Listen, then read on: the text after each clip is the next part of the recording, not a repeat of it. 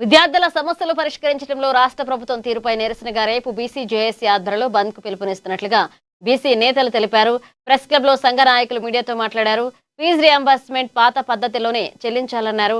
బంద్ కు విద్యార్థి సంఘాలు, విద్యార్థులు, తల్లిదండ్రులు సహకరించి విజయవంతం చేయాలని కోరారు.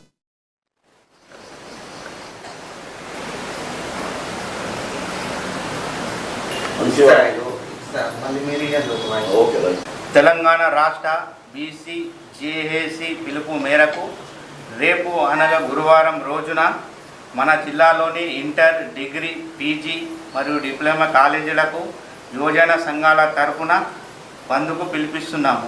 రాష్ట్ర వ్యాప్తంగా ఫీజుల రియంబర్స్మెంట్ పథకాన్ని పాత పద్ధతిలోనే అమలు చేయాలని నేటి ప్రభుత్వం జారీ చేసిన 8 మరియు 9వ జియోను రద్దు చేయాలని కోరుకుంటూ, తర్వాత పాత ఫీజు రియంబర్స్మెంట్ 8,000 కోట్లు పెండింగ్లో ఉండగా ఓన్లీ 100 కోట్లు మాత్రమే ఇచ్చి దాన్ని పెద్దగా చూపిస్తున్న ప్రభుత్వము సిగ్గుచేటు అని చెబుతూ రేపు యువజన సంఘాల తరపున డిమాండ్ చేస్తున్నాం. మేము ఈ ప్రభుత్వానికి చిత్తశుద్ధి లేదు, విద్యార్థులపై నిర్లక్ష్యంగా ధోరణి చేయకూడదు.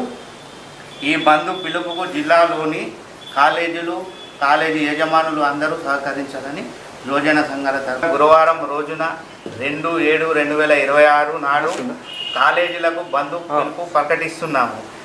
ఇంటర్మీడియట్ కాలేజీలు, డిగ్రీ, పీజీ, డిప్లొమా కాలేజీలకు యువజన సంఘాల తరఫున ఎందరో కాలేజీ పిల్లలు ఇబ్బందులు పడుతున్నారు. దాన్ని దృష్టిలో పెట్టుకొని